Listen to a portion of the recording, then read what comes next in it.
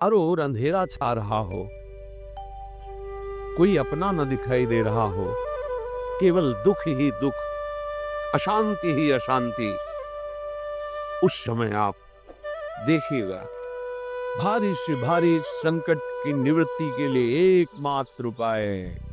यदि आप भजन नहीं करते तो आप दिमाग में लिख लीजिए, चाहे अपनी नित्य डायरी में लिख लीजिए। आप एक बात पर विश्वास कर लीजिए कि आपको कोई भी सुखी नहीं कर सकता। यदि आपको कोई सुखी कर सकता है तो आप हैं। बिल्कुल घनीभूत अर्थात ठोस बात है, इसे समझ लेना। यदि आप अपने विचार के द्वारा, विवेक के द्वारा अधर्माचरणों का त्याग करके धर्म पूर्वक जीवन व्यतीत करते हुए भगवान नाम जप करते हैं, तो पूर्व पाप कर्म के अनुसार जब देह रचा गया तो उसमें जो प्रारब्ध दुख सुख का है वो तो आएगा, पर आपको परास्त नहीं कर पाएगा। और आगे आपके लिए महासुख है जो दुख और सुख दोनों से परे है। अखंड प्रसन्नता, अखंड आनंद, वो केवल आपके करने से होगा। उपदेश मिल सकते हैं, मार्ग बताया जा सकता है, आपको सहयोग मिल सकता है, पर चलना आपको होगा।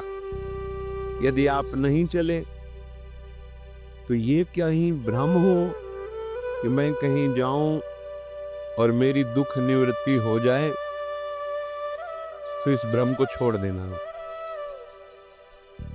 क्योंकि हम आप तो बहुत छोटे जीव हैं, अर्थात बहुत लघु तपस्या, लघु पुण्य वाले हैं।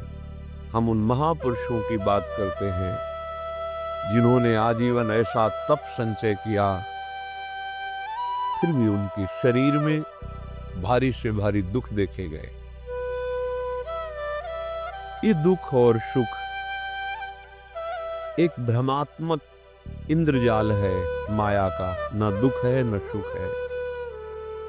जैसे जो सपने सिर काटे कोई, बिन जागे दुख दूर न होई। ऐसे स्वप्न में तुम चक्रवर्ती सम्राट बन जाओ तो जगने पर तुम थोड़ी रहोगे, तुम जो हो वही होगे। हम भगवान के चिदानंद अंश हैं। ये भूलकर हम अपने को स्त्री पुरुष, अच्छा बुरा, धनी निर्धन, दुखी सुखी आदि आदि बहुत सा प्रपंच है, इसे हम अपने दिमाग में बैठा लिया। जब तक आप ये प्रपंच नहीं छोड़ोगे तब तक आपको सुखी कोई कर ही नहीं सकता, क्योंकि दुखालयम नाशवान संसार का तो तुमने अस्तित्व रखा है।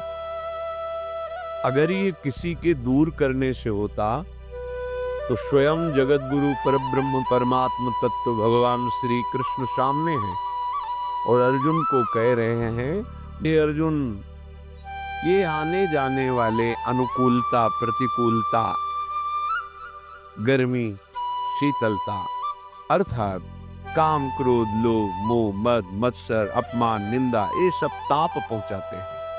अनुकूलता सम्मान यश कीर्ति धन वैभव, मानी हुई मान्यता, ये सब शीतलता पहुंचाते हैं। ये उष्णता और शीतलता, अनुकूलता और प्रतिकूलता आने जाने वाले हैं। भगवान ये नहीं कह रहे मैं मिटा दूंगा, कह रहे तास तितिक्षस्व भारत, हे अर्जुन ये तुम्हें सहना होगा। यदि तुम इसे सह गए तो तुम्हारे हृदय में ऐसी स्थिति प्रकट हो जाएगी कि फिर ये स्पर्श भी नहीं कर पाएंगे। सहने से तुम्हारी भक्ति बढ़ेगी, तुम्हारा चिंतन बढ़ेगा, तुम्हारा स्मरण बढ़ेगा, सत्य वस्तु के लिए, सत्य तत्व के लिए तुम सुखी हो जाओगे। बिल्कुल खुली बात। आडंबर नाटक पाखंड इसकी जरूरत नहीं है। प्राकृतिक भोगों में सुख बुद्धि, देहाभिमान, विद्यारूप महत्व कुल धन यौवन अभिमान, यही तुम्हारे दुख का मूल है और ये कोई दूसरा नहीं हटा सकता। ये तुम्हें अपने विवेक सत्संग से प्राप्त हुए विवेक के द्वारा, शास्त्र स्वाध्याय से प्राप्त हुए विवेक के द्वारा इसे तुम्हें त्यागना है। दुख तुम पकड़े हो तो छुड़ा कौन सकता है? छुड़ाना तो आपको ही पड़ेगा। अगर कोई वादा करता है कि मैं आपको दुख रहित कर दूंगा, मुझे आज तक समझ में नहीं आया। दुख रहित होने का जो उपाय है वो गुरुजन, महापुरुष, संत जन बताते हैं कि जब चारों ओर अंधेरा छा रहा हो, कोई अपना न दिखाई दे रहा हो, केवल दुख ही दुख, अशांति ही अशांति, उस समय आप देखिएगा कोई एक है जो आपको बहुत प्यार कर रहा है। वो हमारे प्रभु हैं। आप जिनकी तरफ पीठ किए हो और जहां दुख है उधर मुख किए हो, वापस घूमो, सन्मुख होइएगा। सन्मुख होए जीव मोई जबहि, जन्म कोटि अघनाशों तबहि। करोड़ों जन्मों के पाप नष्ट कर देते हैं भगवान। जहां प्रभु की तरफ हुए तो पता चला बहुत जन्मों से बिछुड़ा था, वो मेरे स्वामी मिल गए। भारी से भारी संकट की निवृत्ति के लिए एकमात्र उपाय भगवान श्री हरि का आश्रय, उनके नाम का जप। सत्य मान लीजिए, आडंबर से कुछ नहीं होना। चाहे जितने जंतुर बांध लो, चाहे जितना जो कुछ जादू टोना जो मनावे सो कर लो, बारी मथे घृत होए बरु शिकताते बरु तेल, बिनु हरि भजन न भवतरी यह सिद्धांत अपेल। विनिश्चितम बदामि तेन अन्यथा वचांस में हरि भजन्ति। अटल बात है, यदि भजन नहीं करोगे तो तुम्हें कोई सुखी नहीं कर सकता। तात्कालिक आपको ऐसा लग सकता है मेरा काम बन गया, नहीं, वो तत्कालिक है। हमारा काम बनना तो तब होगा जो हमारा आवागमन मिट जाए, सदा सदा के लिए मुझे ऐसी वस्तु प्राप्त हो जाए कि जहां चाह ही खत्म हो गई, जहां दुख ही खत्म हो गया। वो हमारा स्वरूप है, वो हमारे आराध्य देव है। प्रार्थना मान लीजिए, भटकाव से बचिए। ये कलिकाल मलायतन मन कर देख विचार, श्री रघुनाथ नाम बिन नाहिन आन आधार। महापुरुषों ने स्पष्ट कहा, ये मलायतन मल का आगार है। मल माने कामना, नाना प्रकार की वासना, भ्रष्ट आचरण, छल कपट, दंभ पाखंड, बोलबाला इसका। एकमात्र श्री भगवान का नाम आना। जो चाहत है नित्य सुख अरु मन को विश्राम, हित ध्रुव हित सो भजत रो पल पल, श्यामा श्याम श्यामा श्याम श्यामा श्याम। यदि सच्चिदानंद शाश्वत सुख चाहते हो, जहां से कभी हटना न पड़े, केवल सुख ही सुख है, आनंद ही आनंद है, और मन का विश्राम चाहते हो कि भाग दौड़ मन की मिट जाए, तो बस प्रेम से बोलते रहो श्यामा श्याम श्यामा श्याम, राधे श्याम, राधा राधा राधा वल्लभ। ये बड़ी शोध करके महापुरुषों ने बात कही है। यदि आप भजन नहीं करते तो आप दिमाग में लिख लीजिए, चाहे अपनी नित्य डायरी में लिख लीजिए, जो आप दिनचर्या लिखते हैं। आपको कहीं भी कभी भी कोई भी सुखी नहीं कर सकता। गांठ बांध लीजिए, भटकने की जो जरूरत नहीं है। और यदि नाम जप करने लगे, धर्माचरण करने लगे, तो तुम आशीर्वाद देने वाले बन जाओगे। सातरति सातरति सा लोकांतारयति। ध्यान दीजिए, वो तर जाता है, वह तर जाता है, वो लोकों को तार देता है। जब पृथ्वी में भयंकर पापाचरण की वृद्धि हुई, असुरों के द्वारा प्रेरित होकर के जहां भी धर्माचरण, नाम कीर्तन, यज्ञ, हवन, होम, ऋषि मुनि विध्वंस कर दो, क्या हुआ? कोई दूसरा दिखाई दिया क्या? नहीं, किसी की सामर्थ्य नहीं थी। सब मिलकर के ब्रह्मा जी के पास गए, जो ईश्वर कोटि के महापुरुष, सबने ब्रह्मा जी से प्रार्थना की। ब्रह्मा जी ने कहा, हम भी जिनके सेवक हैं वही प्रभु अब हमारे दुख का निवारण कर सकते हैं। सोचो, आप किसी और से दुख निवृत्त कराना चाहते हैं? जिसने सृष्टि बनाई है, भगवान ब्रह्मा जी भी कह रहे, मैं जिनके सेवक हूं वही प्रभु हमारे और आप सबके दुखों का निवारण करते हैं। तो आपको समझ में नहीं आ रहा कि एकमात्र भगवान श्री हरि ही हमारे दुख का निवारण कर सकते हैं। हमें कहीं भागने दौड़ने की जरूरत नहीं है। साधु समागम इसलिए किया जाता है कि हृदय पवित्र हो जाए। पवित्र हृदय की पहचान बुद्धि में विवेक का प्रादुर्भाव हो जाए और विवेक से मोह का नाश करके हम निरंतर प्रभु के प्रेम में डूबे, भजन में डूबे। सबने एक साथ मिलकर के विचार किया कि महासुख सिंधु प्रभु से विनय करनी तो कहां जाया जाए? वैकुंठ चले, किसी ने कहा क्षीर सागर चले। अपनी अपनी भावना व्यक्त कर रहे थे। तेहि समाज गिरजा में रहेऊ, अवसर पाई वचन एक कहेऊ, हरि व्यापक सर्वत्र समाना, प्रेम ते प्रगट होई मैं जाना। हे गिरिजा, परम वैष्णवाचार्य भगवान महादेव जी कहते, उस देव समुदाय में हम भी थे। हमने कहा कि हमारे तो हृदय में बात ऐसी आती है कि कहीं भागने की जरूरत नहीं है। हरि व्यापक सर्वत्र समाना, जैसे वो वैकुंठ में विराजमान है, क्षीर समुद्र में विराजमान है, ऐसे कण कण में विराजमान है। बस तुम प्रेम से पुकारो, जहां पुकारोगे वहीं प्रभु प्रकट हो जाएंगे। नाम बाणी जहां, श्याम श्यामा तहां। नाम बाणी निकट, श्याम श्यामा प्रगट। सिद्ध सिद्धांत है, भटकने की जरूरत नहीं। जहां हो वहीं से प्रिया प्रीतम का नाम पुकारो, नाम कीर्तन करो, उनकी लीलाओं का गायन करो, सबको सुख देने की भावना करो। देखो, तुम्हारी दृष्टि बदलती चली जाएगी, भगवत साक्षात्कार करने की योग्यता आने लगेगी। ऐसा ही हुआ। सबने मिलकर के श्री भगवान को विनय पूर्वक आर्त भाव से पुकारा।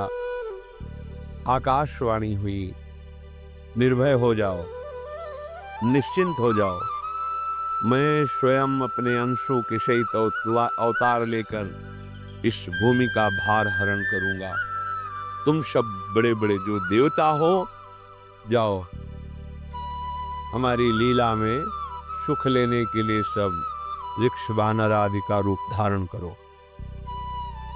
ब्रह्मा जी, महादेव जी, बड़े बड़े ईश्वर कोटि के लोकपाल बहुत प्रसन्न हुए, क्योंकि भगवद वाणी सत्य है, त्रिकाल सत्य है। सबको विश्वास हो गया कि अब मारा तो जाएगा ये महाअसुर, जिसको लगता था कोई न मंत्र के द्वारा मार सकता है, न अस्त्र के द्वारा मार सकता है। स्वयं श्री भगवान पधार रहे हैं। भगवान ने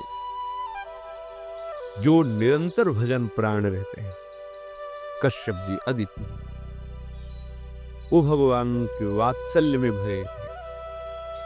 प्रभु जब प्रकट हुए तो उनसे कहा, मुझे आप जैसा पुत्र चाहिए। प्रभु ने कहा कि मेरे जैसा तो मैं ही हूं, अद्वितीय हूं, दूसरा कोई है नहीं, मैं ही अवतरित होऊंगा। भजन में देखो कितनी सामर्थ्य है। जगत पिता को पुत्र रूप में प्राप्त कर रहे हैं। वही चक्रवर्ती सम्राट अवधपुरी के नरेश महाराज दशरथ जी के रूप में, जिनके महामहिम अद्भुत सौभाग्य प्राप्त करने वाली तीन ये रानियां, श्री कौशल्या जी, श्री कैकेयी जी, श्री सुमित्रा जी, भगवान वशिष्ठ जी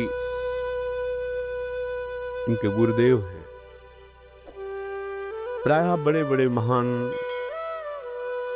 जो राज्य पालक रहे, उनके ऊपर राजा के ऊपर महाराजा विराजमान रहे, ऊपर से स्वर्गलोक आदि लोकों से भी ये शिक्षा मिली। देवराज इंद्र तो भगवान बृहस्पति, दैत्यराज बलि तो भगवान शुक्राचार्य,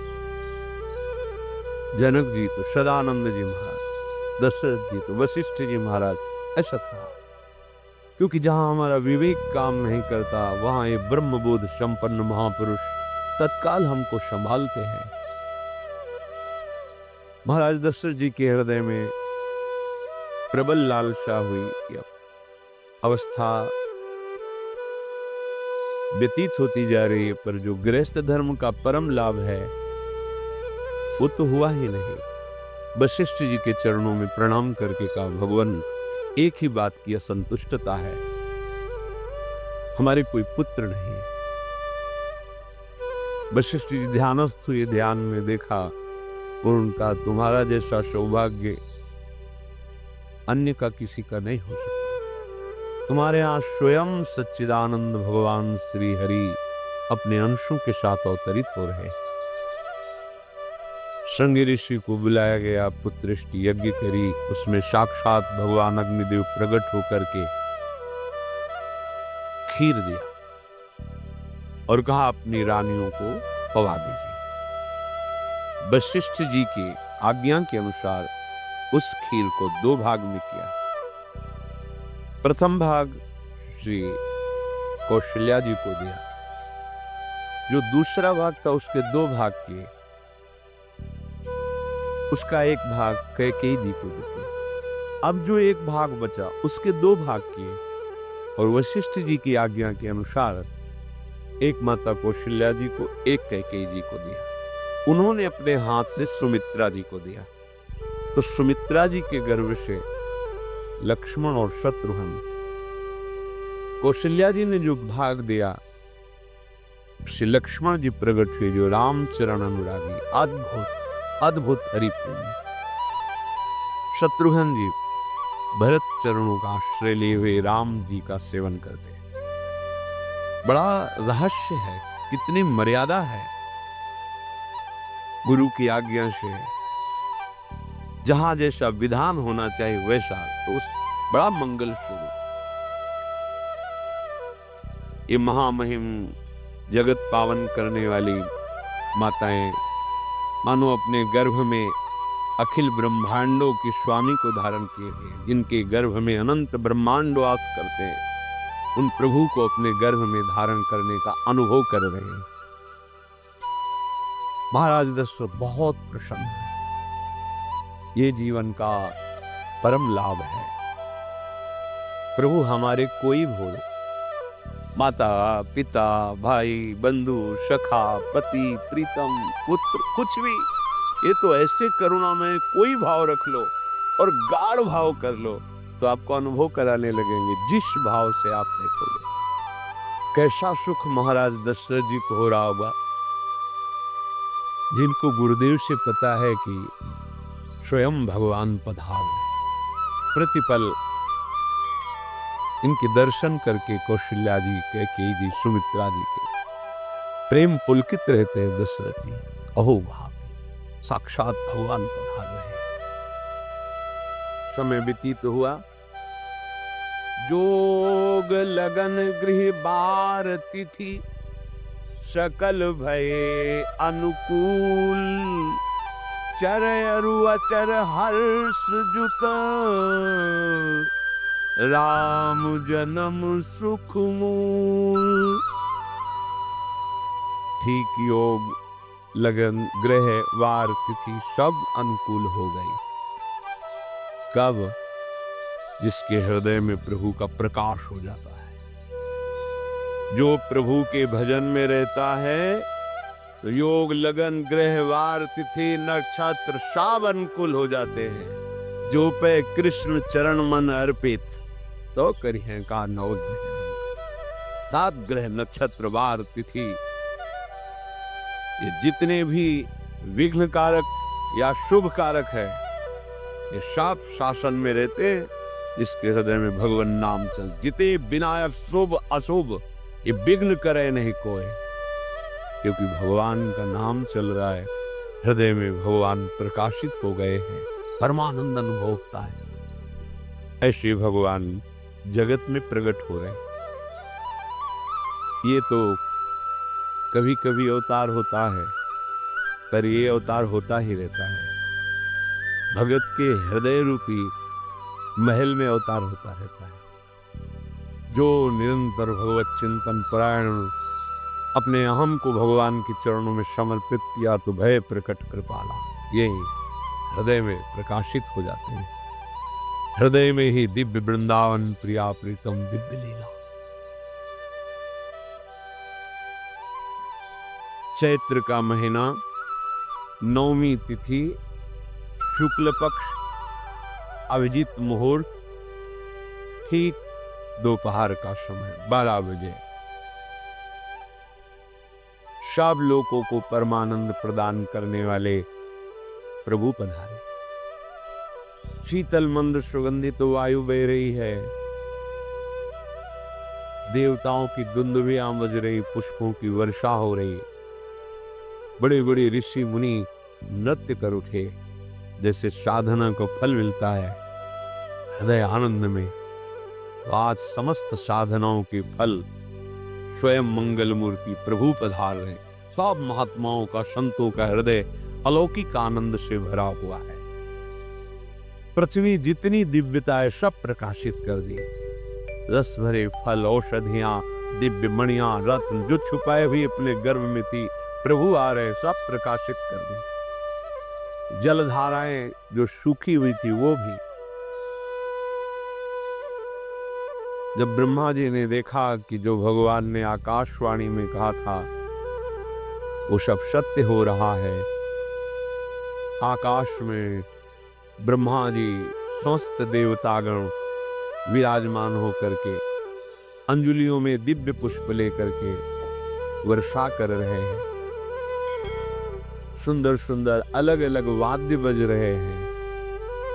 ऋषि मुनि देवता सब स्तुति कर रहे हैं।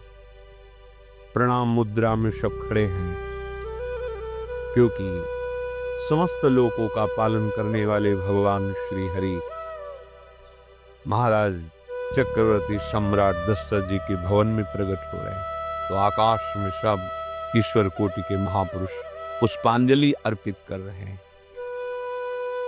उसी समय भगवान का प्रादुर्भाव होता है।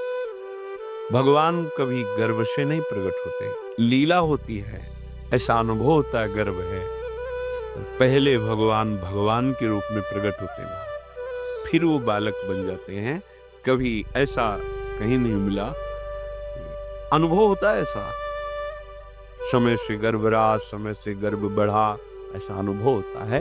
पर भगवान प्रकट होते हैं। इसीलिए अगर हमारा भजन साधन बन रहा है, हमें भगवत चर्चा कथन श्रवण का सौभाग्य, धाम नाम रूप लीला, ये मेरे प्रभु की हेतु की कृपा है। आप एक बार भी राधा नहीं बोल सकते, कृष्ण नहीं बोल सकते, एक मिनट भी आप नहीं आ सकते, ये केवल मेरी लाडली की कृपा है।